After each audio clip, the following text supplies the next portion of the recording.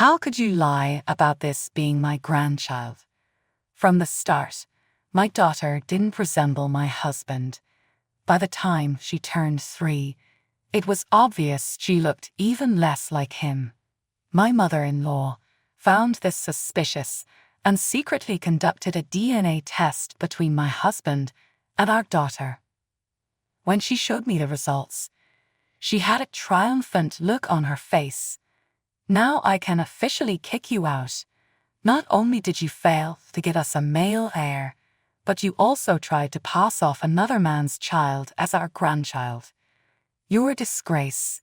Get out. As I listened to my mother-in-law's heated speech, I tilted my head, confused. Let's calm down. This child isn't even my biological daughter. I told her and showed her the evidence to prove it. My mother-in-law started trembling. I thought she might admit her mistake, but instead, she twisted the situation to suit her needs. My dream for the future was to become a mother with many children. When I was in elementary school, other kids also wanted to become parents, but as we progressed through junior high and high school, their dreams shifted to careers or hobbies. Despite this, my dream stayed the same. I wanted a family surrounded by children. A friend from college once said, "If you love kids so much, why not become a kindergarten teacher?" Nowadays, it seems like women who get married, have children, and stay home are the ones getting the short end of the stick. Even if you go to college, get a good job, and build a career, everything seems to go to waste if you get married and pregnant. I understood the opinions around me, but I still had a strong desire to have and raise children over having a career. By the time I reached my junior year of college, I started job hunting earnestly and graduated with a job lined up at a decent company.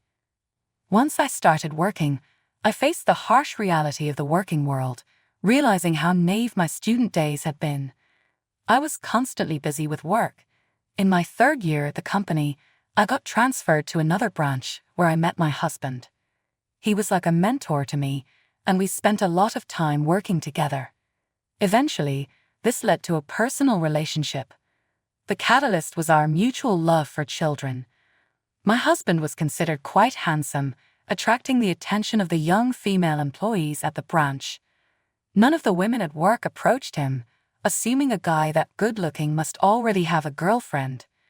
When word got out that we were dating, many of them regretted not making a move. After about 2 years together, we started thinking about marriage. Being in my late 20s and wanting at least 3 kids, I felt it was the right time. Everything moved along smoothly. My husband and I wanted children, so we got tested for genetic diseases. I have a much younger brother who inherited our father's allergies, though these were different and caused him a lot of trouble growing up. I also got tested but didn't inherit any.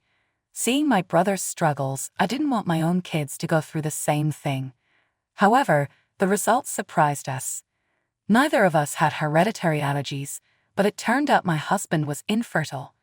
I was perfectly healthy, and when I learned we couldn't have children together, I felt lost. It would have been easier if the situation were reversed. My husband apologized, saying I could leave him since he couldn't fulfill my dream of having children. But I wasn't in a dreamy phase anymore. Dreams are dreams, reality is reality. I chose a life with him over a family with children.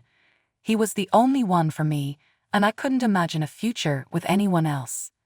So, we got married, set up a new home, and started our life together. My father-in-law was kind and welcoming, saying he'd always wanted a daughter. However, my mother-in-law was different. I expected some friction, but I underestimated her. She would visit when my husband was at work and talk about wanting a grandchild soon. Then, she started criticizing me for not giving birth to an heir, saying harsh things even though I wasn't pregnant. She nitpicked my housework, pointing out minor flaws, and even told me to quit my job, blaming society's nonsense about women advancing for creating useless daughters-in-law like me. The stress turned into fear, causing my heart rate to skyrocket, and I nearly hyperventilated. I confided everything to my husband but couldn't explain well because just recalling my mother-in-law's words made me tremble. My husband didn't think it was that important. He suggested keeping my distance or telling her not to come over when he wasn't home. When he found out she was pressuring me about having a grandchild, he didn't want her to know about his infertility. He was worried she'd bother him about it. I thought if he just told her, things would settle down. My husband is generally a kind and good person. He might still feel guilty about not being able to give me the children I wanted. Raised by a mother like that, he may have been told he needed a male heir to properly inherit the family estate. His father's side of the family is wealthy, and knowing the heavy burden he carried, I couldn't push back any harder. Reluctantly, I tried to keep my distance from my mother-in-law and avoided her when my husband wasn't around. Amid all this, I developed a small circular bald spot about the size of a dime. Then my husband got transferred to another location. When we got married, I was moved to a different department. My husband told me I didn't need to quit my job and follow him, but staying in that house meant continuing to deal with my mother-in-law, which was unbearable. So I decided to quit and move with him. The new place had a lot of undeveloped land, and the residents were very welcoming, so I quickly adapted. Most importantly, it was far from my in-laws' house, so my mother-in-law couldn't just drop by to be unpleasant. This alone reduced my stress and my bald spot improved. The air and food were great, and I even gained a little weight. I felt like I was finally living life the way I wanted. Once settled, I found a new job at an after-school care program. For someone like me who wanted kids, but couldn't have them, it was like finding a new purpose. In college, I had obtained a childcare qualification, not to become a childcare worker, but because I thought it would be useful for raising children. Although not required, the program appreciated my qualification and suggested I get a specialized after-school care qualification. I decided to take the job more seriously and talked to my husband, who supported me, saying it sounded like a great idea. Over a year passed as I took courses and worked toward getting the qualification. The area we lived in had excellent welfare for children and various kinds of support. We were able to welcome a newborn daughter into our lives. My husband was overjoyed, calling it a near miraculous stroke of luck. I believed that if I hadn't been working at my current job, this wouldn't have happened.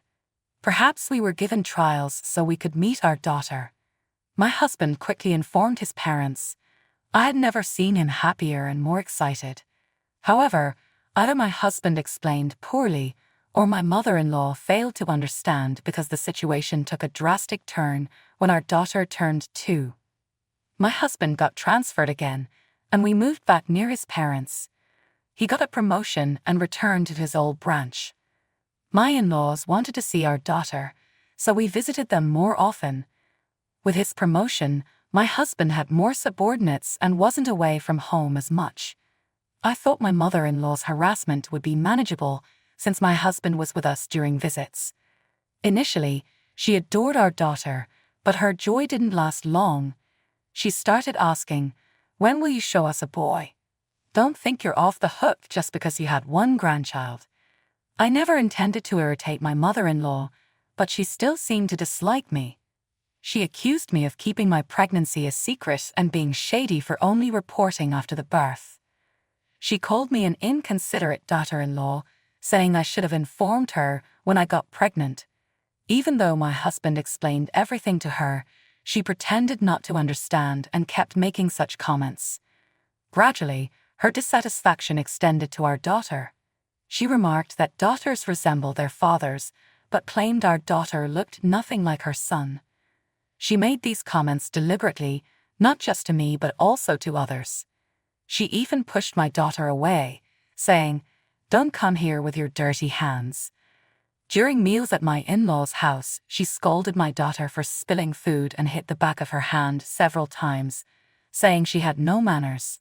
"Sorry, I'll make sure to teach her better manners later.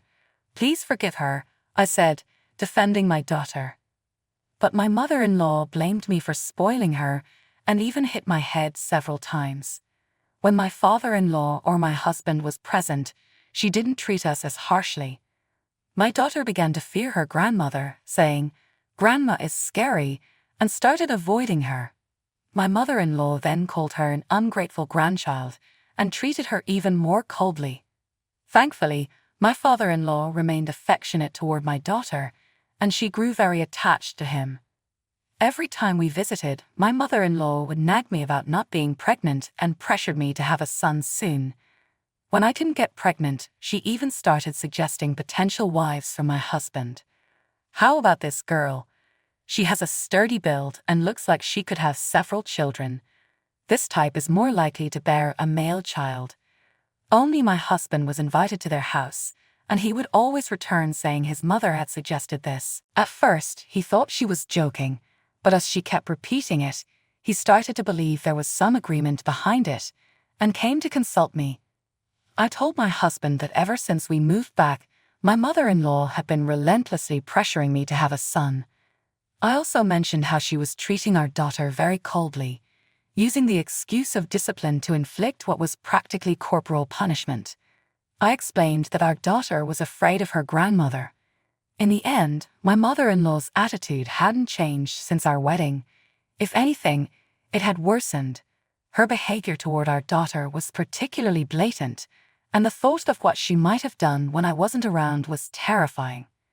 My husband realized how painful it was to be constantly pressured by his mother about having a son.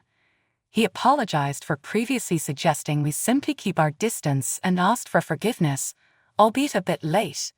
Some pains can't be understood until you experience them. I told him it was understandable, and we decided that our daughter and I would avoid visiting my in-laws as much as possible. My husband continued to visit his parents whenever his mother called.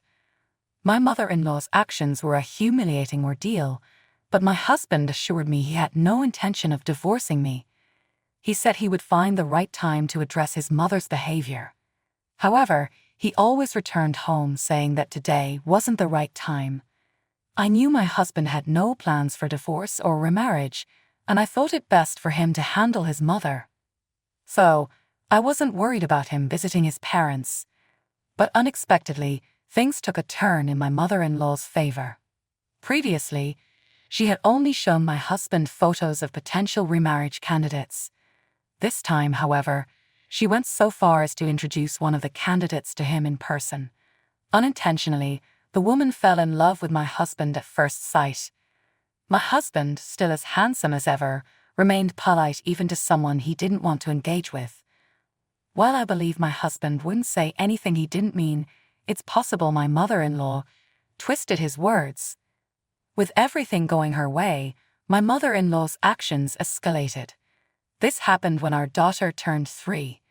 My father-in-law wanted to celebrate her birthday, and since my husband and I didn't want to have the party at their house, we asked him to wait a bit, saying we'd celebrate later. "Dad has prepared for the birthday party. Today's your day off, right? Come over with our granddaughter." Feeling guilty about rejecting my father-in-law's plans, we decided to visit with our daughter. When we arrived, my father-in-law wasn't there. Instead, my mother-in-law was there with a woman she had chosen as a potential new wife for my husband. I had a DNA test done on my son and granddaughter. They looked nothing alike, so I had my doubts. The results confirmed it. "You've been lying about your child's paternity. You have enough proof to demand a divorce." She then turned to my husband, accusing him of being deceived and insisting that I was unfit to be his wife, pushing for a divorce. The potential new wife joined in, chanting, "Divorce." I was honestly stunned. Taking advantage of my silence, my mother-in-law and the potential new wife said whatever they pleased. It all sounded like noise to me. It wasn't that I couldn't argue back, I was just too stunned to bother. I composed myself, took out a piece of paper, and showed it to my mother-in-law, saying, "I hate to burst your bubble, but it's no wonder our daughter doesn't look like my husband. She's not even my biological child." The paper I showed her was a copy of the adoption papers, proving that we had adopted our daughter. Knowing my mother-in-law wouldn't understand an explanation, my husband and I decided it was best to carry a copy of the document for moments like this. Our daughter doesn't know the truth yet. She might have some suspicions, but we don't plan to hide it from her. You deceived us. We welcomed her because you said she was our grandchild, and she turned out to be a stranger's child. That's worse than having an affair. My mother-in-law accused me of bringing a child from unknown origins into the family. My husband then shouted, "Shut up." I explained that we adopted our daughter. How did you twist that into her being a child from an affair? Are you out of your mind? Injured by his mother's heartless words, my husband was harsh but quickly calmed down and revealed what he had never told her. I'm the one who can't have children. My wife is completely blameless. He showed his mother a copy of the test results from before our marriage and confessed that he had asked me not to tell her, knowing it was his fault she couldn't have a biological grandchild. My mother-in-law was speechless and slumped over, realizing she was the only one who hadn't known. She seemed unable to process everything. My husband then declared he was cutting ties with her. Even if it was a misunderstanding, you pushed us to the brink and harassed a little child. That's inexcusable. He criticized her for crossing the line too many times. Even faced with her beloved son cutting her off, my mother-in-law barely reacted, possibly not even comprehending it. With nothing more to say, we left. That night, my father-in-law called. When he asked what had happened while he was away, we told him everything, and he came to our house immediately. He apologized for my mother-in-law's behavior to both me and our daughter. Our daughter, not fully understanding, simply said, "If Grandpa says it's okay, then it's okay." I couldn't be that forgiving. All I could manage was to say, "I understand." The things my mother-in-law had said and done to me felt like hell. A few days later, my mother-in-law, who should have understood that my husband had cut ties with her, suddenly barged into our house yelling. She even brought along my husband's supposed new wife. It was clear she hadn't grasped my husband's declaration at all. "You must have threatened my son into saying that, right? He's a kind boy and is just feeling sorry for you, protecting you out of pity," she shouted. The woman chimed in, agreeing and shouting like a backup choir, "We're here to save my son, the victim, from the clutches of this evil wife." My mother-in-law raised her hand toward my daughter, who had peeked out from her room. My daughter cowered in fear, and I shielded her with my body, but the blow I was expecting never came. When I looked up, my husband was standing between us, protecting us.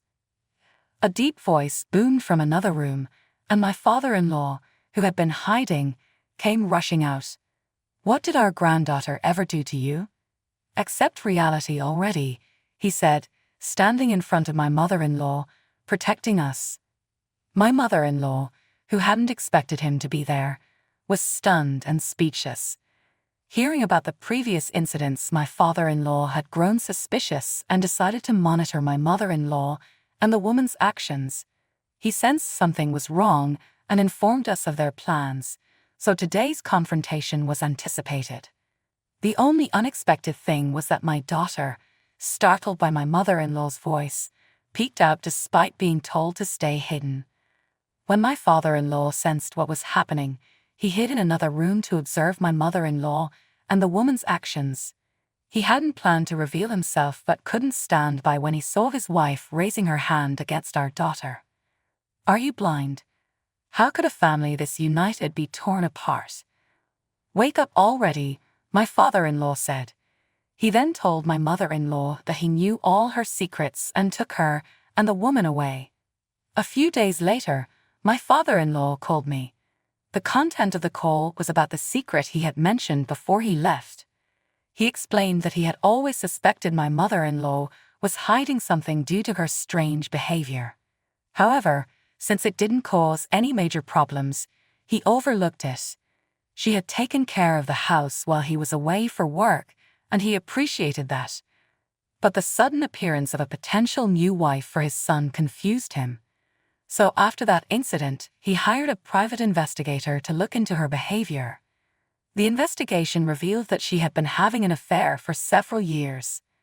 My father-in-law had suspected something was amiss but never imagined it was an affair, which was a shock. However, his shock turned to anger when he learned the identity of the potential new wife. She was the daughter of my mother-in-law's lover. My mother-in-law had no intention of divorcing my wealthy father-in-law or ending her affair. She figured that if her lover's daughter married her son, they would become relatives, making it easier to continue the affair. It was all part of her plan. The other potential wives my husband had been shown were women she found on matchmaking sites. She had registered on those sites using my husband's name without his knowledge. Moreover, the lover's daughter didn't know her father was having an affair with my mother-in-law. Her father had suggested the match, and she fell for my husband at first sight, being attracted to his looks. The idea of marrying off their children was suggested by my mother-in-law to her lover. My father-in-law couldn't trust my mother-in-law's excuses or her claim that she wasn't divorcing him for his money, so he decided to divorce her. He also said that having someone like her around was bad for our daughter's upbringing. His resolve was firm, and despite my mother-in-law's desperate apologies, he remained unmoved. The mother-in-law who had always been combative toward me suddenly turned meek and asked for my help. "Your father-in-law adores you and our granddaughter.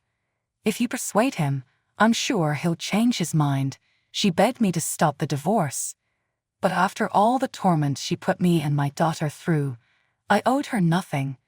I'm not that knave. My husband, our daughter, and I have all been deeply hurt by you.